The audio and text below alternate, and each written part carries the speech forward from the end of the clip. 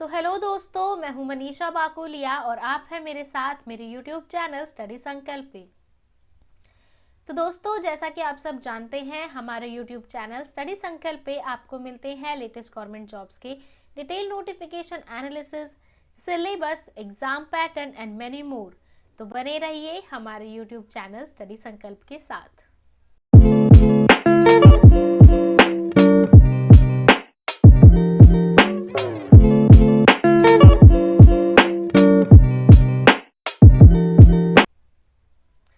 तो दोस्तों, मैं उम्मीद करती हूँ आप सब अच्छे होंगे, स्वस्थ होंगे, मस्त होंगे और आपकी प्रिपरेशन बहुत ही अच्छी चल रही होगी।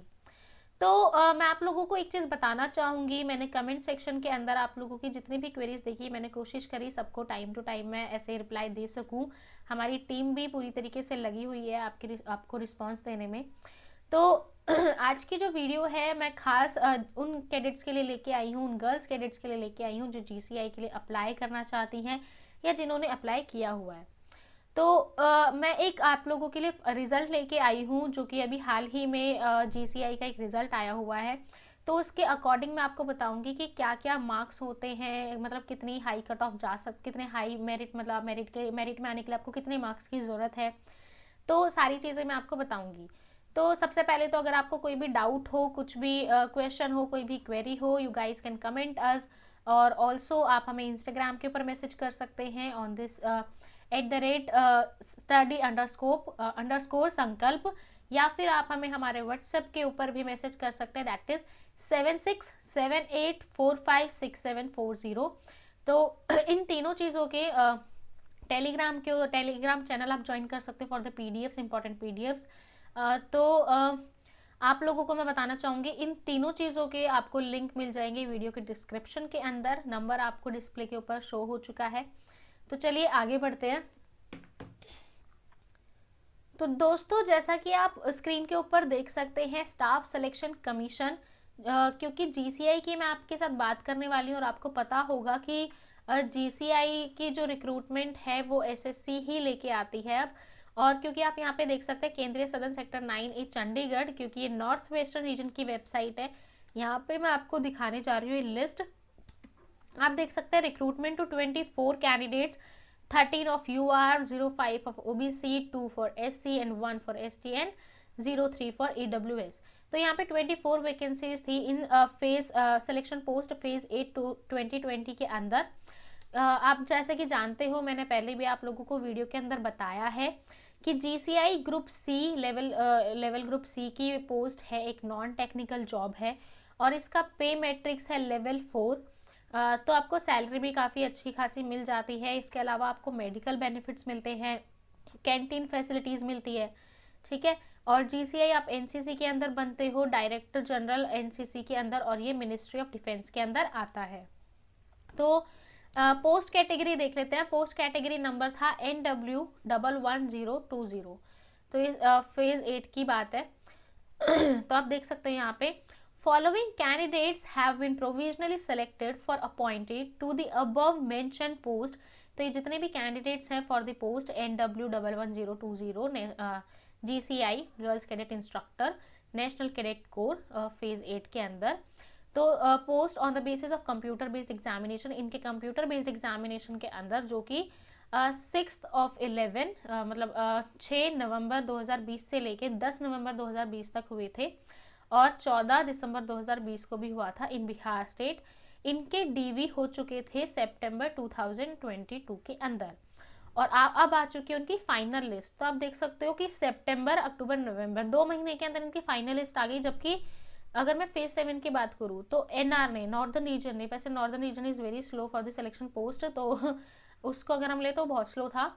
तो मेरा डीवी हुआ था 18 मार्च को और उन्होंने 23 अगस्त को जो है फाइनल मेरिट लिस्ट दी थी।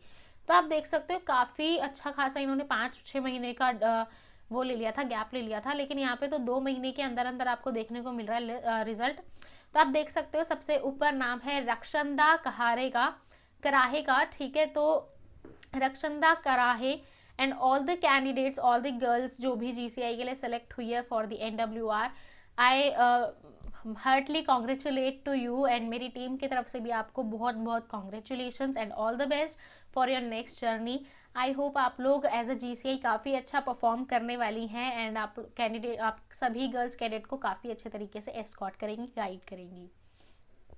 तो GCI एस्कॉर्ट्स करती है, गाइड करती है, ट्रेनिंग में हेल्प करती है, ठीक है। तो आई होप आप सभी कुछ अच्छे से करेंगी, ठीक है। और क्योंकि काफ़ी अभी के टाइम पे हमें यंग GCI की और कहते हैं ना मोटिवेटेड GCI की काफ़ी ज़रूरत है NCC के अंदर, ताकि वो कैडेट्स को भी मोटिवेट कर सकें। तो सबसे पहले आप देख सकते हो यहाँ पे रैंक 1 जो है ऑफ रक्षंदा का, तो आप यहाँ पे देख सकते हो इनके टोटल जो मार्क्स थे CBE के अंदर 124.97712 थे, ठीक है। तो जो हाईएस्ट लिस्ट मार्क्स जो है वो 124 है, एंड आई थिंक जहाँ तक मुझे याद है इन NR जब हमने अप्लाई किया था फेज 7 में, तब एक ही वैकेंसी थी, एंड हाईएस्ट मार्क्स उस टाइम पे भी 125 अप्रॉक्स थे, ठीक है। देन उसके बाद में second rank holder that is Sania Jaggi, जो कि OBC कैटेगरी से जिन्होंने अप्लाई किया था, बट उन्होंने UR कैटेगरी के लिए वो सेलेक्ट हो चुकी है, क्योंकि इन्होंने काफ़ी अच्छे मार्क्स लेके आई है, 113 number. Then Ritu Jaglan 113, Ruby Yadav 112। तो आप यहाँ पे देख सकते हो कैंडिडेट्स ने अप्लाई किया for the post OBC, and वो सेलेक्ट हो गई for the post UR unreserved, ठीक है। तो दिस इज वेरी इंपॉर्टेंट कि आप अनरिजर्व्ड कैटेगरी के लिए सेलेक्ट हो चुके हो। आपको ये पता होना चाहिए कि अगर आपके मार्क्स आपके अनरिजर्व्ड कैटेगरी के अंदर आ रहे हैं, तो फिर आप अनरिजर्व्ड कैटेगरी के लिए सेलेक्टेड हो गए, चाहे आपने OBC से अप्लाई किया हो, SC से या ST से, ठीक है। तो आप देख सकते हैं यहाँ पे Jyoti Negi 5th rank, and then Ruchi Yadav 6th rank, Anjali 7th rank, Sukhleen Kaur 8th rank. इसी तरीके से 9, 10th, 11th, 12th की भी बात कर ही लेते हैं। कोमल तनवार, पूर्णिमा, ऋतु खब नाम मैंने सुना हुआ है शायद, आई थिंक वैसे मुझे नहीं पता कि ये वही है कि नहीं है, लेकिन मेरे साथ मेरे बैच में ही हमारे मतलब पड़ोसी वाले कॉलेज में, जिन्हें हम पड़ोसी बोलते थे, वहाँ पे एक ऋतु खर्ब नाम की लड़की थी। तो मुझे ठीक से याद नहीं हमारे जूनियर बैच की थी कि हमारे वाले बैच की थी। अगर जूनियर बैच की थी तो आई थिंक ये वो नहीं है, बट अगर हमारे बैच की थी तो ऋतु खर्ब, यार मज़ा आ गया नाम देख के ही। मैं ऐसे थी, मैं लिस्ट देख रही थी एंड आई वाज लाइक ऋतु खर्ब, अरे इसके साथ तो मैंने कैम्प भी किया हुआ है, तो ठीक है। अच्छा, तो इनकी रैंक आई है 11, और इन्होंने UR कैटेगरी से अप्लाई किया था, एंड अनरिजर्व्ड कैटेगरी के लिए ये सिलेक्टेड हो चुकी हैं। Then Monika rank 12, Priya Kumari rank 13, Kusum 14, and Shaili Saini 15th rank, and Ragini Yadav 16th rank. Then इसके बाद Sandhya Gupta for the 17th rank, Malika Dawer 18th rank, then Ankita 19th rank, Sita Kumari 20th rank, then Komal 21, and Joyce हटकोनॉय बाते 22 रैंक, ठीक है। तो आप लोग कहोगे कि मैम यहाँ पे तो 24 रिक्रूटमेंट्स थी फॉर द पोस्ट GCI, लेकिन 22 कैंडिडेट्स ही जो है सेलेक्ट हुई है। तो आप लोगों को मैं एक चीज़ बताना चाहूँगी, कैंडिडेट्स कम थे, ठीक है बाकी सबके मार्क्स बहुत ही कम होंगे, तो फिर वो लाइन ही कर रहे होंगे, ठीक है। तो candidates who appear the CBE for the said post shall only be made available for the website of the commission after completion the entire result, all categories of post advertised। तो हाँ, ये तो आपको बताया हुआ कि रिजल्ट आपको यहीं देखने को मिलेगा। Then list is provisional and subject to correction due to any genuine reason, selection is purely provisional inter alia, subject and scrutiny and verification of eligibility, essential qualification, category etc by the appointing authority। ये बस इतना कहना चाह रहे हैं कि list जो है वो एकदम लॉयल है, कुछ वो नहीं करी इसके अंदर, चिटिंग नहीं की है, ठीक है तो चलो बात कर लेते हैं अब हम कैटेगरी वाइज। तो आप देख सकते हैं यहाँ पे UR की जो सबसे कम मार्क्स अगर आपको देखने को मिलेंगे यहाँ पे इस लिस्ट के अकॉर्डिंगली, तो आप देख सकते हैं UR जो कि यहाँ पे कैंडिडेट है कुसुम, जिन्होंने EWS से अप्लाई किया था बट UR में वो क्वालिफाइड है। तो आप देख सकते हैं इन्होंने 103 नंबर लेके आई थी अपनी CBE के अंदर, कंप्यूटर बेस्ड एग्जामिनेशन के अंदर। तो सबसे कम marks for the unreserved category आप देख सकते हैं यहाँ तक जा रहे हैं। अगर आप there are 13 candidates of you unreserved category, I think ना, as I am right, yes, ठीक है। तो 13 कैंडिडेट्स अगर हैं तो आपको इतने मार्क्स, यानी कि आपको मैं अगर बोलूँ कि 103 ही नहीं, 105 110 नंबर तो आपको चाहिए। देन अगर आप बात करो OBC की, तो OBC में यहाँ पे आप देख सकते हो सबसे कम मार्क्स जो है 93 है फॉर द कैंडिडेट्स मलिका दावेर, मतलब सबसे कम नहीं, मतलब अगर मैं लिस्ट के अकॉर्डिंग बात करूँ तो आपको इतने मार्क्स तो चाहिए ही चाहिए।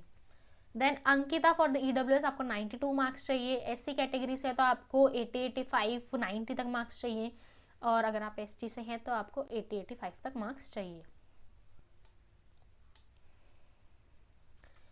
तो ये सारी लिस्ट है, मतलब ये पूरी लिस्ट है जिसमें आप मार्क्स देख सकते हो आपको मिनिमम कितने चाहिए रैंक लाने के लिए, मतलब मेरिट लिस्ट में आने के लिए। ठीक है, अब इनका मेडिकल होगा एंड 3 महीने के अंदर इन्हें ज्वाइनिंग मिल जाएगी जहाँ तक मुझे पता है। ठीक है, क्योंकि एसएससी की नोटिफिकेशन के अंदर ये मेंशन है कि आप जब आपकी मेरिट लिस्ट आ जाती है उसके 3 महीने के अंदर आपको ज्वाइनिंग दे दी जाती है। तो इनकी मैं आपको बताऊँ, इनकी जो सैलरी रहने वाली है स्टार्टिंग इन सभी कैंडिडेट्स की, that is 40,100 rupees, I think 40,000 something कुछ है, 40,300 समथिंग कुछ है, तो 40,000 तो रहने वाली है। तो I think not a bad job, not a bad salary. और उसके अलावा आपको टीए डीए ये सब मिल जाएगा, हाउस रेंट अलाउंस मिल जाएगा, एंड आपको क्योंकि मिनिस्ट्री ऑफ डिफेंस के अंदर आ रही है तो आपको मेडिकल अलाउंसेस मिलेंगे। उसके अलावा आपको कैंटीन फैसिलिटी मिलेगी। कैंटीन फैसिलिटी तो मतलब आई थिंक बेस्ट चीज़ है क्योंकि आपको चीज़ें काफ़ी अच्छी मिल जाती हैं एंड काफ़ी अच्छे प्राइस पे मिल जाती है कैंटीन से। ठीक है, तो सबसे पहले all the best to all of you and congratulation to these girls जिन्होंने ये मेरिट लिस्ट क्वालिफाई की है। तो काफ़ी अच्छा लगता है ऐसे ही, कभी भी आप मेरिट लिस्ट देखते हो तो आपको लगता है यार मेरा भी नाम होता, बट क्योंकि मैं तो फेज़ 8 का रिजल्ट एग्ज़ाम ही नहीं दे पाई थी। ठीक है, तो चलिए अगर फिर भी बहुत से कैंडिडेट्स ऐसे होंगे जिनको डाउट होगा अभी, क्योंकि फेज़ 9 में तो इससे भी ज़्यादा वैकेंसी आई है, आपने देखा हो यहाँ पे तो 24 है। फेज़ 9 में एक कैटेगरी से ही इतनी आ गई, यहाँ पे तो टोटल 24 है। ठीक है, इस बार तो काफ़ी अच्छी खासी, मतलब 18, 20 वैकेंसीज जो है आपको देखने को मिली होंगी एक कैटेगरी से। ठीक है, तो इस बार काफ़ी चांसेस है कैंडिडेट्स के सेलेक्ट होने के, लेकिन इस बार कंपटीशन भी ज़्यादा था क्योंकि अवेयरनेस ज़्यादा हो गई है, अब सबको पता लगने लग गया है। एंड पहले तो ये होता था कि एक ही रीजन से अप्लाई कर दिया, अब बहुत सारे कैंडिडेट्स जो हैं अप्लाई करते हैं, मतलब जैसे मैंने 6 के 6 रीजन से अप्लाई किया, मेरे अलावा मतलब आप कह सकते हो 25 से 30 लड़कियां ऐसी हैं जिन्होंने 6 के 6 रीजन से अप्लाई किया और वो सभी से सेलेक्टेड है। ठीक है, मतलब उन्होंने एग्ज़ाम क्लियर किया है। ठीक है, तो और वो डीवी कराने भी जा रही हैं, है ना, मैं भी जा रही हूँ, मेरा परसों डीवी है, परसों हाँ मेरा 16 को डीवी है, तो हम कल निकल जाएंगे ऐसे। ठीक है, मैं निकल जाऊँगी कल। एंड उसके अलावा एक कैंडिडेट से भी मिलने वाली हूँ, I am very happy and बहुत मज़ा आने वाला है, मुंबई जा रही हूँ मैं। ठीक है, तो डॉक्यूमेंट वेरिफिकेशन में भी आपको एक अलग ही एक्सपीरियंस देखने को मिलता है। ठीक है, एंड एक चीज़ ना रिवाइज हो जाती है जब आप बार बार जाते हो, तो हाँ ये चीज़ें होनी। अब मुझे माइंड में ऐसे ना सीक्वेंस रट चुका है, जब भी हम डीवी के लिए जाते हैं पहले ये वाला डॉक्यूमेंट आना है, लेकिन ये वाला दिन ये वाला। ठीक है, तो जब कोई चीज़ बार बार होती है तो आपको याद सी हो जाती है। बट मैं कभी चंडीगढ़ नहीं गई, आई होप कभी जा पाऊँ वैसे तो अगर जॉब लग गई तो फिर तो क्यों ही जाना है। ठीक है, बाकी आप लोगों को कोई भी डाउट हो तो पूछ लेना। एंड बस इतना ही था, आप देख सकते हो ये इन्होंने कैसे करवाया है ना, देखो हाँ ये मुझे बोलना था, मैं यही सोच रही थी, मैं कुछ भूल रही हूँ। ठीक है, तो आप देख सकते हो फेज़ 8 का जो आपका एग्ज़ाम था ये नवंबर में हुआ। ठीक है, एंड इसका रिजल्ट आया आई थिंक इसका रिजल्ट आया था मार्च में, है ना, फरवरी या मार्च में आया था 2021 के। देन इन्होंने 2022 में डीवी कराया, तो काफ़ी लंबा प्रोसेस चल गया। ठीक है, मतलब मार्च अप्रैल में इसका रिजल्ट आया होगा 2021 में, फिर इन्होंने डीवी करवाया, तो डीवी इन्होंने कितना लेट करवाया, राइट, मतलब 1 साल से भी ऊपर, 1.5 साल के अप्रॉक्स। ठीक है, तो ये काफ़ी लंबा प्रोसेस चला गया, है ना बट इन्होंने मेरिट लिस्ट जल्दी दे दी, लेकिन सिलेक्शन पोस्ट में इस बार ऐसा नहीं हुआ। आपने देखा हो आपके एग्जाम हुए फेब एंड मार्च के अंदर, है ना, मार्च में कुछ 2 स्टेट्स के अंदर हुए थे क्योंकि वहाँ पे इलेक्शन चल रहे थे तो इसलिए लेट हुए थे, पोस्टपोन हो गए थे। तो फेब और मार्च अगर मैं लेकर चलूँ, फिर आपका रिजल्ट आया जुलाई में, है ना, मार्च चलो लास्ट ले लेते हैं, तो 4 महीने में आपका रिजल्ट आ गया एंड आपके डॉक्यूमेंट वेरिफिकेशन भी स्टार्ट हो चुके हैं, है ना। तो जुलाई इज योर 7th मंथ, है ना। ठीक है, जुलाई में रिजल्ट आया, देन आप देख सकते हो अभी चल रहा है नवंबर, तो 4 महीने में आपके डॉक्यूमेंट वेरिफिकेशन भी स्टार्ट हो गए, मतलब तीसरे या चौथे महीने में आपके डॉक्यूमेंट वेरिफिकेशन स्टार्ट हो गए। तो इस बार सिलेक्शन पोस्ट को लेके एसएससी काफ़ी स्पीड में काम कर रही है। पता है क्यों? क्योंकि एक तो फेज़ 8 का रिजल्ट कंप्लीट नहीं हुआ और अभी फेज़ 10 का रिजल्ट इन्हें करना है, मतलब फेज़ 8 का सारा प्रोसीजर कंप्लीट नहीं हुआ, ठीक है, सभी पोस्ट को लेके। और अभी इन्हें फेज़ 10 का भी रिजल्ट लाना है, देन उसका भी काम करना है। तो फेज़ 9 क्या बीच में आ गई है, तो इन्हें फेज़ 9 जल्दी निपटाना पड़ेगा, है ना। तो ये बहुत अच्छा ऑप्शन होता है कि अगर आपको कम मेहनत करके जॉब चाहिए, मैं सीरियसली बता रही हूँ, कम मेहनत करके जॉब चाहिए, सिलेक्शन पोस्ट पे अप्लाई करो, ठीक है। आपको बस अवेयर होना चाहिए कौन सी पोस्ट है, किसके लिए आप एलिजिबल हो, ठीक है। आपको अपनी एसेंशियल क्वालिफिकेशन पता ही है, उसके अकॉर्डिंगली आप जिस पोस्ट में लाई कर रहे हो उसके लिए अप्लाई करो। ज़्यादा मेहनत नहीं है, ठीक है। 2-3 महीने की तैयारी में भी आप आराम से पेपर क्रैक कर सकते हो। बस कुछ ऐसे ही हाई फाई वाले पोस्ट होते हैं जिसमें ज़्यादा ऐसे लंबी लंबी वाली 160 170 जा रही होती है कट ऑफ ही, ठीक है। वरना कुछ पोस्ट तो ऐसी है जिसमें 50-50 कट ऑफ जा रही होती है, ठीक है। तो आई थिंक आपको सिलेक्शन पोस्ट में ही का ध्यान रखना है, ठीक है। बाकी जब भी सिलेक्शन पोस्ट फेज 11 के जब भी रिक्रूटमेंट आएंगी, मैं आप लोगों के लिए उसकी पूरी वीडियो बनाऊंगी, सभी पोस्ट के लिए वीडियो बनाऊंगी, तो काफ़ी लंबी अच्छी खासी वीडियो बनाऊंगी, ठीक है। तो उसे ज़रूर देखिएगा। तो ठीक है, ये आपने देख लिया कितने मार्क्स आपको चाहिए, है ना। और सिर्फ ये जीसीआई के लिए नहीं है, बहुत सी पोस्ट है जिसमें इतने ही मार्क्स आपके लिए काफ़ी हैं, ठीक है। तो ठीक है दोस्तों, बस इसके हिसाब से तैयारी करो, बस और कुछ नहीं। बाकी कोई भी डाउट हो तो आपको पता है वीडियो के कमेंट सेक्शन में, इंस्टाग्राम के पेज पे या फिर व्हाट्सएप पे मैसेज कर देना। व्हाट्सएप नंबर आपको हमारी डिस्प्ले के ऊपर शो हो रहा है, ठीक है। और डिस्क्रिप्शन के ऊपर, डिस्क्रिप्शन में भी आपको, वीडियो के डिस्क्रिप्शन में भी आपको लिंक्स मिल जाएंगे, ठीक है। टेलीग्राम चैनल को ज्वाइन कर लो, इंपॉर्टेंट पीडीएफ वहाँ मिल जाती है, ठीक है। तो bye bye, thank you so much, take care, all the best.